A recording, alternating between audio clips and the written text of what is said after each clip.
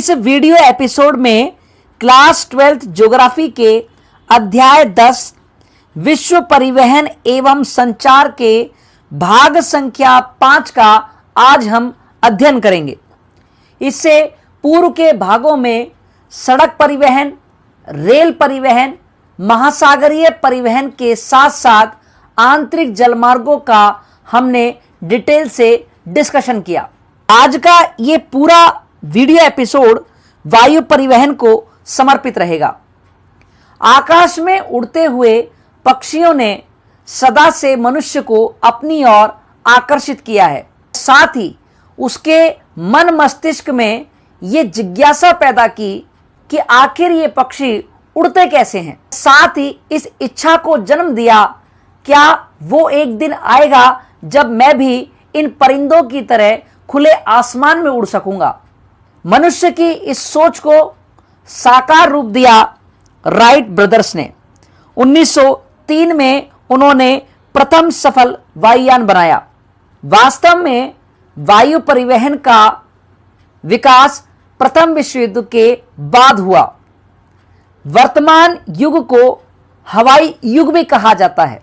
वायु परिवहन अन्य परिवहनों की तुलना में अत्यधिक महंगा है, परंतु अपनी विशेष रफ्तार के कारण वह 360 डिग्री में मूवमेंट करने के कारण ये अन्य परिवहनों की तुलना में समय बचाता है। वह साथ ही दुर्गम क्षेत्रों में भी पहुंच बनाने के अवसर प्रदान करता है।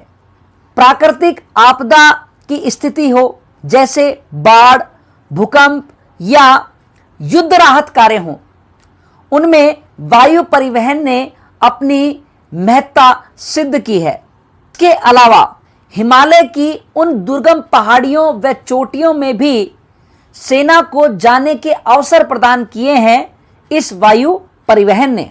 यानों का निर्माण, इनका रखरखाव व इनके प्रयोग में आने वाली उच्च टेक्नोलॉजी की वजह से ये परिवहन बहुत महंगा हो जाता है।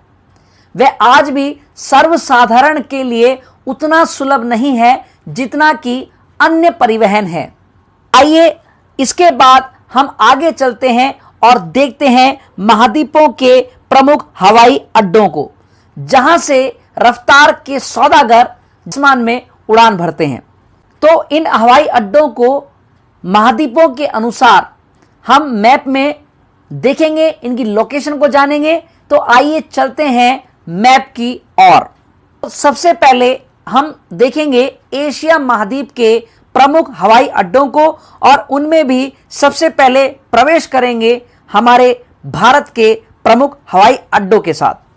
तो आइए देखते हैं मैप में की लोकेशंस। भारत के प्रमुख हवाई अड्डे हैं दिल्ली, जयपुर, कलकत्ता, चेन्नई, मुंबई के साथ साथ पड़ोसी देशों की यदि अपन बात करें तो पाकिस्तान में कराची, श्रीलंका में कोलंबो, बैंकॉक, सिंगापुर और चाइना की तरफ चलें तो प्रमुख हवाई अड्डों में बीजिंग हो गया, शंघाई हो गया और जापान की तरफ चलें तो टोक्यो भी प्रमुख हवाई अड्डों में शुमार है, शामिल है। इसके बाद आइए रुख करते हैं यूरोप महाद्वीप के प्रमुख हवाई अड्डों की ओर। इंग्लैंड में लंदन, फ्रांस में पेरिस, जर्मनी में बर्लिन और इसी तरीके से इटली में रोम व रूस का मॉस्को प्रमुख है।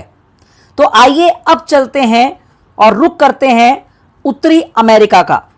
उत्तरी अमेरिका महाद्वीप में यदि संयुक्त राज्य अमेरिका देश की यदि हम बात करें तो इसमें जो प्रमुख हवाई अड्डे हैं उनमें New York, new Orleans, San Francisco, Los Angeles, Chicago इत्यादि प्रमुख हैं। यदि कनाडा की बात करें तो कनाडा में मॉन्ट्रियल और ओटावा ये प्रमुख हवाई अड्डे हैं। इसी क्रम में थोड़ा आगे बढ़ें और नीचे की ओर आएं, मैक्सिको सिटी जो है ये प्रमुख हवाई अड्डा है। तो इस तरीके से उत्तरी अमेरिका महाद्वीप के प्रमुख हवाई अड्डे यहां कंप्लीट हुए। आइए अब चलते हैं दक्षिण अमेरिकी महाद्वीप में। दक्षिण अमेरिकी महाद्वीप में पड़ने वाले प्रमुख हवाई अड्डों में ब्राजील में रियो डी जेनेरो, अर्जेंटीना में ब्यूनस आयर्स और चिली में सेंटियागो प्रमुख हैं। इसके बाद हम रुख करेंगे अफ्रीकी महाद्वीप का। अफ्रीका महाद्वीप में प्रमुख हवाई अड्डों में केप टाउन, यहां थोड़ा ऊपर की ओर यदि अपन चले तो केनिया में नैरोबी हो गया, इथियोपिया में अदीस अबाबा हो गया, और थोड़ा यदि ऊपर चलें तो मिस्र में काहिरा हो गया। तो इस तरीके से अफ्रीका महाद्वीप के प्रमुख हवाई अड्डे यहां कंप्लीट हुए। आइए और अंत में अब रुक करते हैं हम ऑस्ट्रेलिया महाद्वीप का। ऑस्ट्रेलिया महाद्वीप में सिडनी, पर्थ, मेलबॉर्न ये प्रमुख हवाई अड्डे हैं जो ऑस्ट्रेलिया महाद्वीप के ऑस्ट्रेलिया देश में पड़ते हैं। इसी तरीके से कैनबेरा प्रमुख हवाई अड्डे हुए। तो इस तरीके से पूरे विश्व में हमने प्रमुख प्रमुख हवाई अड्डे देखे प्रत्येक महाद्वीप में। चूंकि आपको पता है अंटार्कटिका महाद्वीप मानव विहीन क्षेत्र है, अतः वहां हवाई अड्डों की चर्चा नहीं की गई है। इसके बाद नेक्स्ट टॉपिक आता है वायु मार्गों के प्रकार। 6 प्रकार के वायु मार्गों को हम यहां डिस्कस करेंगे और यहां सबसे पहले हम डिस्कस करने के लिए जा रहे हैं और वो है अंतर महाद्वीपीय वायु मार्ग। यानी ऐसे एयरवेज, ऐसे हवाई मार्ग होंगे जो एक महाद्वीप से दूसरे महाद्वीप को कनेक्ट करेंगे। इनमें उदाहरण के लिए यदि हम देखें तो आप जानते हैं न्यूयॉर्क से चलेंगे, न्यूयॉर्क जो कि उत्तरी अमेरिकी महाद्वीप में पड़ता है यूएसए में, लंदन जो कि इंग्लैंड में है और यूरोप महाद्वीप का हिस्सा है। तो आप देखिए उत्तरी अमेरिकी महाद्वीप से आप यूरोप महाद्वीप में आ गए हैं। पेरिस जो कि फ्रांस में है, यह भी यूरोप महाद्वीप का हिस्सा है। काहिरा ये मिस्र में है और ये अफ्रीका महाद्वीप में पड़ता है। यानी उत्तरी अमेरिका महाद्वीप से चलकर आप यूरोप महाद्वीप में आए, यूरोप महाद्वीप से आप प्रवेश कर गए हैं अफ्रीका महाद्वीप में और उसके बाद आपने भारत में दिल्ली में प्रवेश किया, अर्थात आप एशिया महाद्वीप में प्रवेश कर गए हैं। यहां से आप मुंबई जाए, मुंबई के बाद आप कलकत्ता गए, कलकत्ता के बाद आपने रुख किया हांगकांग का, जब बाद जो टोक्यो है, टोक्यो जो कि जापान के अंदर पड़ता है। ये प्रमुख सारे देश जो हैं एशिया महाद्वीप के हिस्से हैं और इस तरीके से ये विश्व का सबसे लंबा वायु मार्ग बनता है जिसमें प्रमुख प्रमुख रूप से 4 महाद्वीप कनेक्ट होते हैं। न्यूयॉर्क उत्तरी अमेरिका में, लंदन पेरिस यूरोप महाद्वीप में, काहिरा अफ्रीका महाद्वीप में और बाकी सारे देश दिल्ली से टोक्यो तक पड़ते हैं एशिया महाद्वीप में। तो इस तरीके से ये अंतर महाद्वीपीय वायु मार्ग का यहां बेस्ट एग्जांपल हमने देखा। एक दूसरा उदाहरण और है हमारे पास। न्यूयॉर्क से हम उड़ान भरते हैं जो कि यूएसए अर्थात उत्तरी अमेरिका में है। सैन फ्रांसिस्को जो कि यूएसए में ही पड़ता है। इसके बाद होनोलुलु जो कि यूएसए में ही पड़ता है, यानी उत्तरी अमेरिकी महाद्वीप का ही हिस्सा है। यहां से होते हुए आप हांगकांग में आते हैं।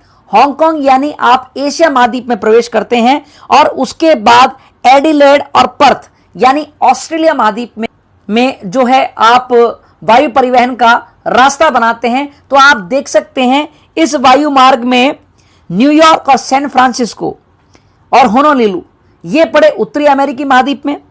इसके बाद हांगकांग पड़ा एशिया महाद्वीप में और एडिलेड और पर्थ ये पड़े ऑस्ट्रेलिया महाद्वीप में। तो इस तरीके से ये वायु मार्ग 3 महाद्वीपों को एक दूसरे से कनेक्ट कर रहा है, यानी एक महाद्वीप से दूसरे महाद्वीप में आप जा पा रहे हैं। तो ये भी होगा अंतर महाद्वीपीय वायु मार्ग। तो आइए अब चलते हैं अगले वायु मार्ग की ओर और वो है महाद्वीपीय मार्ग। यानी अब आप जिन हवाई अड्डों को एक दूसरे से कनेक्ट करेंगे वो सारे के सारे हवाई अड्डे एक ही महाद्वीप में पड़ेंगे। उनके देश भिन्न हो सकते हैं परंतु महाद्वीप वही रहेगा। तो आइए एग्जाम्पल देखते हैं। सबसे पहले हमारे पास एग्जाम्पल है न्यूयॉर्क से आप चले जो कि यूएसए में है और उत्तरी अमेरिकी महाद्वीप का हिस्सा है। उसके बाद आप शिकागो में आए, शिकागो भी यूएसए अर्थात उत्तरी अमेरिका का ही एक हिस्सा है, और वहां से होते हुए मॉन्ट्रियल यानी कनाडा में आप प्रवेश कर गए, जो कि उत्तरी अमेरिकी महाद्वीप का ही हिस्सा है। तो आपने ये देखा कि जो तीनों प्रमुख हवाई अड्डे थे ये एक ही महाद्वीप यानी उत्तरी अमेरिकी महाद्वीप में पड़ रहा था, तो ये मार्ग बना हमारा महाद्वीपीय मार्ग। इसके बाद अगला एग्जाम्पल हम यहां देख रहे हैं, उसमें लंदन जो कि इंग्लैंड में है और यूरोप का हिस्सा है, पेरिस जो कि फ्रांस में है, यह भी यूरोप का ही हिस्सा है, फ्रैंकफर्ट जो कि जर्मनी में है और यूरोप का हिस्सा है, वारसा जो कि पोलैंड में है और यूरोप महाद्वीप का ही हिस्सा है। तो इस एग्जाम्पल में भी हमने देखा ये चारों प्रमुख हवाई अड्डे यूरोप महाद्वीप के हिस्से हैं, यानी उसी एक महाद्वीप के हिस्से हैं। तो ये जो मार्ग बना ये हुआ हमारा महाद्वीपीय मार्ग। आइए चलते हैं अगले मार्ग की ओर। अगला वायु मार्ग है राष्ट्रीय वायु मार्ग। देखिए, महाद्वीपीय वायु मार्गों में हम ये देख रहे थे कि एक राष्ट्र से हम दूसरे राष्ट्र में जा रहे थे, महाद्वीप नहीं बदल रहा था पर राष्ट्र बदल रहे थे। अब क्या होगा, महाद्वीप तो वही रहेगा और महाद्वीप के साथ साथ जो प्रमुख हवाई अड्डे होंगे उनका देश भी नहीं बदलेगा, यानी एक देश के ही प्रमुख हवाई अड्डों को जब कनेक्ट किया जाएगा तो उससे जो वायु मार्ग बनेगा वो कहलाएगा हमारा राष्ट्रीय वायु मार्ग। आइए एग्जाम्पल देखते हैं। देखिए, एग्जाम्पल के रूप में न्यूयॉर्क यूएसए का हिस्सा है, शिकागो ये भी यूएसए का हिस्सा है और सैन फ्रांसिस्को ये भी यूएसए का हिस्सा है। तो आप देख सकते हैं उत्तरी अमेरिका महाद्वीप चेंज नहीं हुआ और महाद्वीप में भी यूएसए अर्थात संयुक्त राज्य अमेरिका के ही ये तीनों प्रमुख हवाई अड्डे थे, यानी देश भी चेंज नहीं हुआ। तो ये कहलाएगा राष्ट्रीय वायु मार्ग। इसका एक और एग्जाम्पल हम लेते हैं। देखिए, दिल्ली भारत में पड़ता है, कानपुर भारत में है, पटना भी भारत में है और कलकत्ता भी भारत में है। तो चारों जो प्रमुख हवाई अड्डे हैं वो एशिया महाद्वीप में है और एशिया महाद्वीप में भी भारत में ही है, यानी चारों प्रमुख जो हवाई अड्डे यहां दिए हुए हैं वो जब कनेक्ट होते हैं और एक ही देश के हिस्से होने के कारण इस तरीके से जो वायु मार्ग निकल कर आता है और वो कहलाता है राष्ट्रीय वायु मार्ग। आइए चलते हैं आगे चौथे वायु मार्ग की ओर। देखिए, चौथा जो वायु मार्ग है वो है प्रादेशिक वायु मार्ग। प्रादेशिक वायु मार्ग का मतलब है कि अब आपका महाद्वीप भी नहीं बदलेगा, देश भी नहीं बदलेगा और देश के अंदर भी आप सीमित हो जाएंगे एक प्रदेश में, एक स्टेट में, एक राज्य में। जैसे एग्जाम्पल देखिए, आप राजस्थान में यदि आप जयपुर से फ्लाइट पकड़ते हैं और आप जोधपुर पहुंचते हैं तो दोनों जो शहर हैं वो राजस्थान में ही हैं, इसलिए ये जो वायु मार्ग बनेगा ये इसको संज्ञा मिलेगी प्रादेशिक वायु मार्ग की। इसके अलावा अगला जो वायु मार्ग है वो स्थानीय वायु मार्ग है। ये कहने का मतलब है हेलीकॉप्टर्स की हेल्प से जब आप एक जिले विशेष के भी पर्टिकुलर हिस्सों में किसी गांव में यदि आप यात्रा करते हैं तो इस तरीके से जो वायु मार्ग निकल कर आता है वो कहलाता है स्थानीय वायु मार्ग। या किसी एक शहर में ही आप जो है उड़ान भर रहे हैं, या अपन कह सकते हैं कि फ्लाइट का कोई ट्रेनिंग सेंटर है और वहां पायलट्स को जो है ट्रेनिंग दी जा रही है और वो उसी शहर में अपनी फ्लाइट्स उड़ा रहे हैं, तो इस तरीके से जो वायु मार्ग बनता है उसे कहते हैं स्थानीय वायु मार्ग। एक अलग से वायु मार्गों की श्रेणी बनाई गई है जिसमें सैन्य दृष्टिकोण से युद्ध की स्थिति में अथवा कूटनीतिक यानी डिप्लोमेट्स, आईएएस ऑफिसर्स की जो यात्राएं होती हैं या राजनीतिक महत्व की जो यात्राएं होती हैं जो कि स्पेशलाइज्ड होती हैं, उनको एक अलग से कैटेगरी में रख दिया गया है। तो इस तरीके से ये 6 प्रकार के वायु मार्ग यहां हमने डिस्कस किए। आइए जानते हैं कुछ महत्वपूर्ण रोचक तथ्यों को जो कि जुड़े हुए हैं हमारे वायु परिवहन से। देखिए, उत्तरी गोलार्ध में जो वायु परिवहन है वो अधिक मात्रा में है बजाय दक्षिणी गोलार्ध के। क्यों है उसका अधिक आपको पता है कि जो उत्तरी गोलार्ध है वो 85% जनसंख्या वहां पर निवास करती है और जो दक्षिणी गोलार्ध है हमारा वहां पर मात्र 15% जनसंख्या निवास करती है। इसलिए आप देख सकते हैं कि जो फ्लाइट्स की संख्या होगी वो उत्तरी गोलार्ध में ही हमें अधिक मिलेगी। विश्व के कुल वायु मार्गों का 60% अकेला उपयोग संयुक्त राज्य अमेरिका करता है। देखिए कितनी बड़ी बात है ये।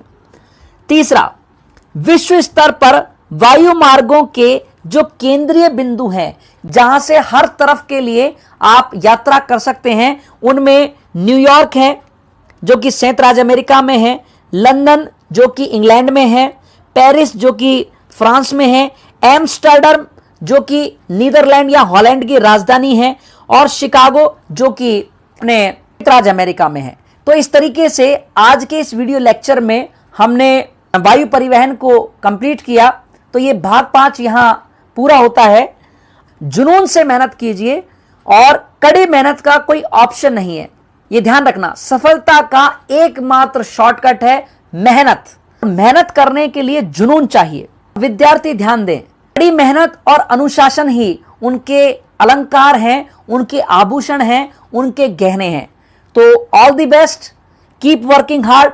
और वीडियो एपिसोड आपको कैसा लगा, इसके बारे में अपना फीडबैक कमेंट बॉक्स में जरूर छोड़ें। अगले वीडियो में फिर मुलाकात होगी। तब तक के लिए जय हिंद, जय भारत।